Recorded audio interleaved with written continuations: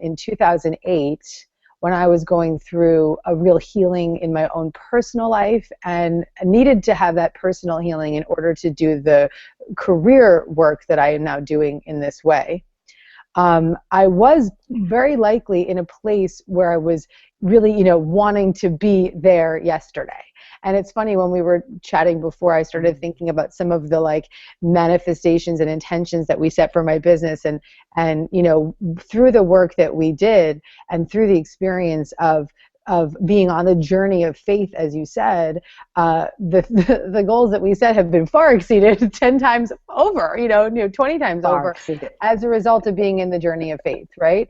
And so, the message there is that I wouldn't change the journey of the evolution of my career path or my life path and my personal path or my spiritual path.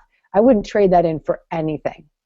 And so, I'm coming up on 10 years of, in October of 2015, I'll be coming up on 10 years of the pivot point in my personal life, and which was also the pivot point in my career, where I made a commitment to start to share these principles, spiritual principles, in a authentic way for a new generation of seekers, and become an author and a speaker. And so I'm coming up on a 10-year anniversary, and so it's kind of fitting that we would talk about that old saying, 10 years of hard work for overnight success, which I truly stand behind that, because it is a good 10 years that is. It's not necessarily putting a specific date to it, but allowing the universe to catch up with your dreams.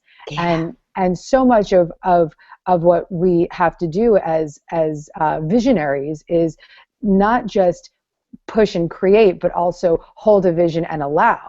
And I think that the genuine truth to the successful trajectory that I've had over the past 10 years has actually been my capacity to be in the certainty and the knowing of what was coming, so that I wasn't in the neediness of what I thought would complete me.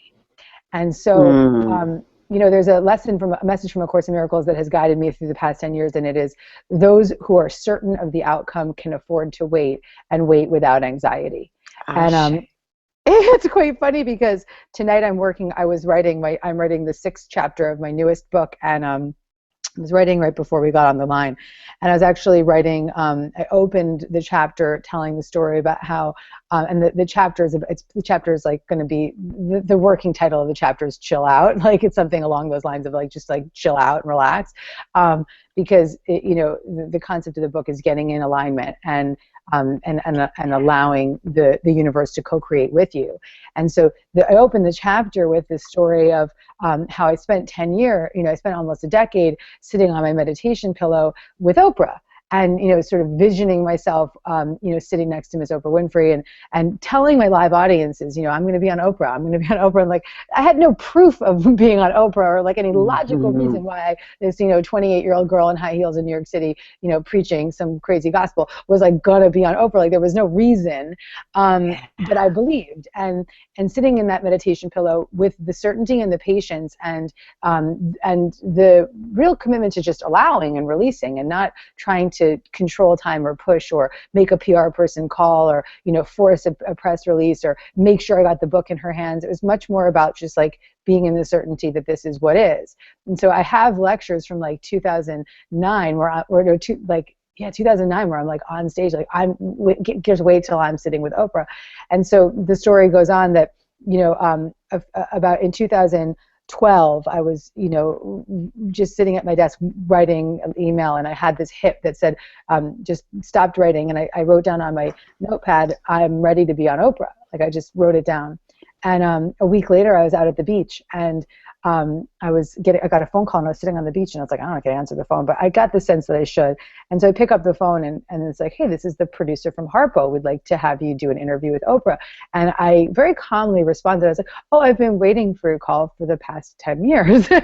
And so that certainty is what allows those visions to become your reality. And when we have that certainty, that's when we can relax. When we have that certainty, that's when we can co-create a vision on our meditation pillow, in our mind's eye, in our energy field, and then eventually that vision shows up in a form maybe far greater than what you even imagined.